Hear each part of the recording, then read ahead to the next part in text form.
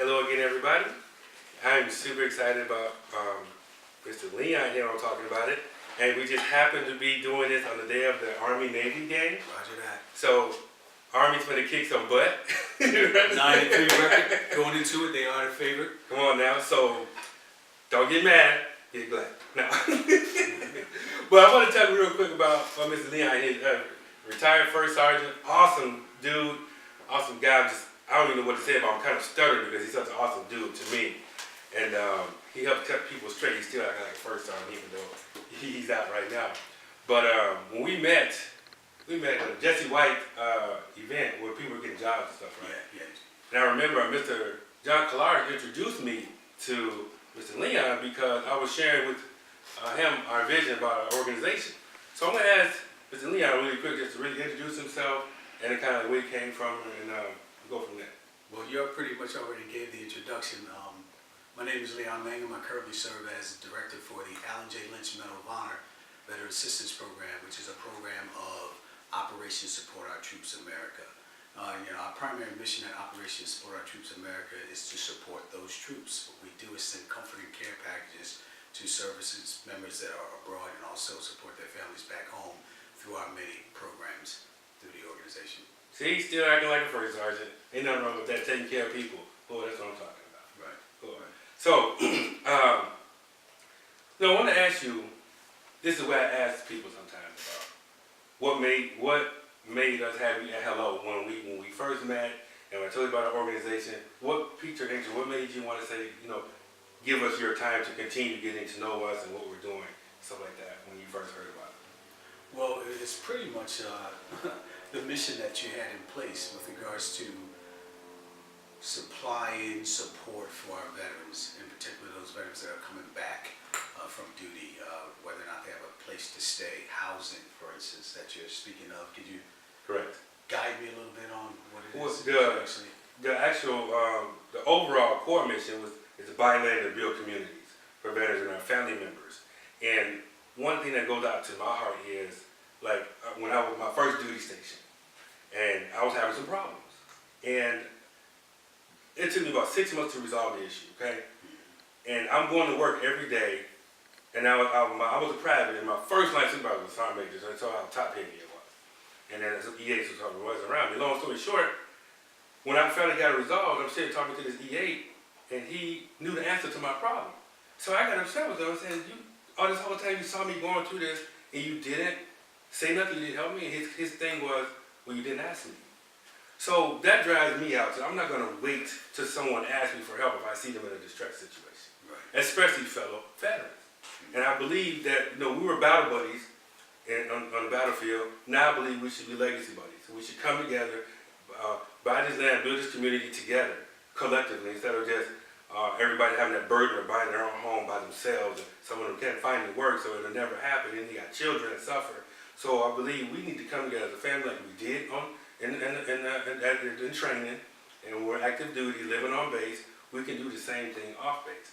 So that's where this is coming from. There's a lot of things that got a lot of pieces to it, but that concept, I know when we were talking, it was a while ago when we spoke, but then you were really listening attentive to that. So what was the most thing, I guess, you want to expound on what you like most about what we were going over, the mission, and what gives you, I guess, a fulfillment of doing this for them? Well, at that time, I was fresh off of active duty, just left Fort Knox in Kentucky, and so I was still mission focused. And not to say that I'm not now, because I believe that I am. In fact, I know that I am. Right. But even then, even more so. And what you spoke about and your approach to it, I felt that it was in line with our Army values, our soldier's creed, and those ethos that come with it, such as always completing the mission, put the mission first, complete the mission, never leave a fallen comrade. Right. And that's exactly what it was about, not leaving a fallen comrade. And I often say that that's not Army poetry. Some people like to joke and call it Army poetry. Right. That's the real But it's thing. far from a poem. It's a promise. It's a promise that holds a significant amount of power, especially when you put it into practice. Right. You need me, I'm there. Too easy. I'm coming. Point blank. Point blank. And that's what it was all about. So that promise doesn't stop. It doesn't fall to the wayside just because you took the uniform off. Right. It continues on. It works in our civilian walk in life as well.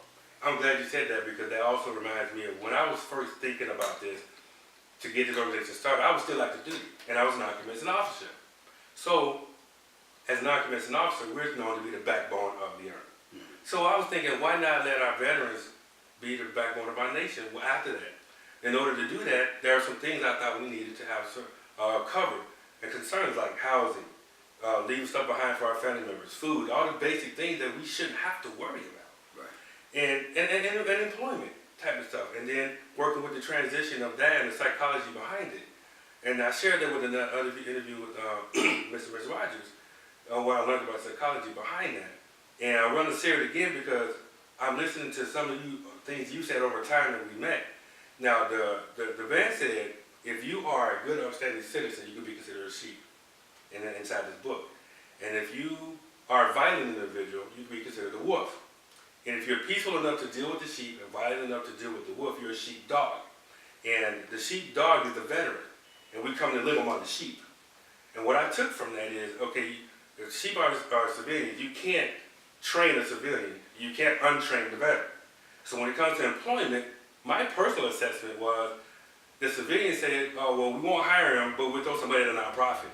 And that's what I'm feeling like having. I can't speak for them. But that's how we felt sometimes, and other veterans I've shared this with feel the same way.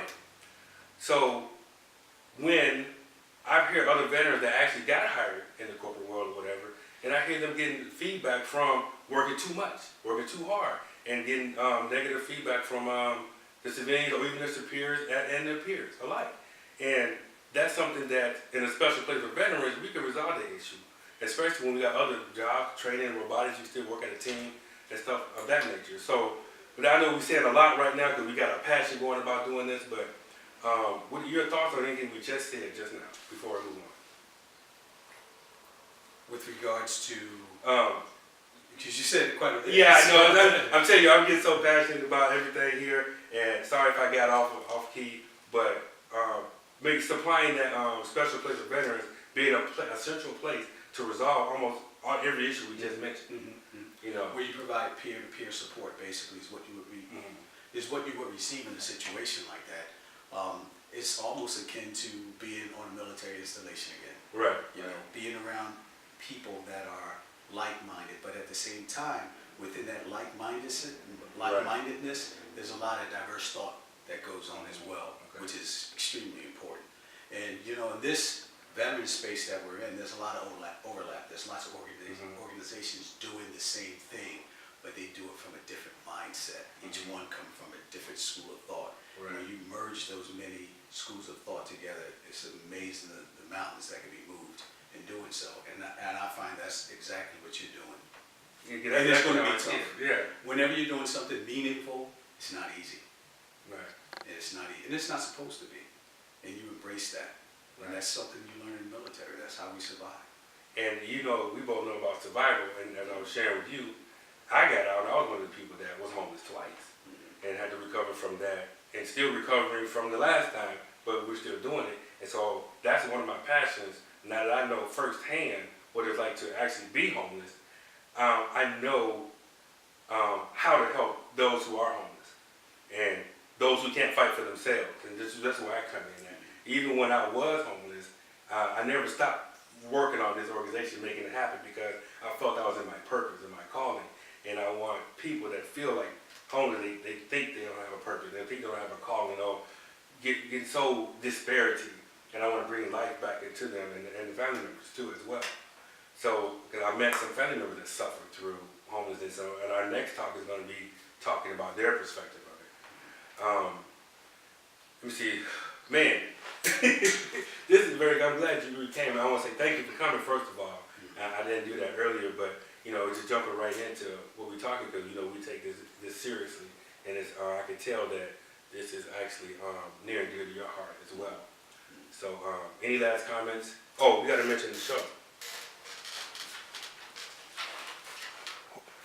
And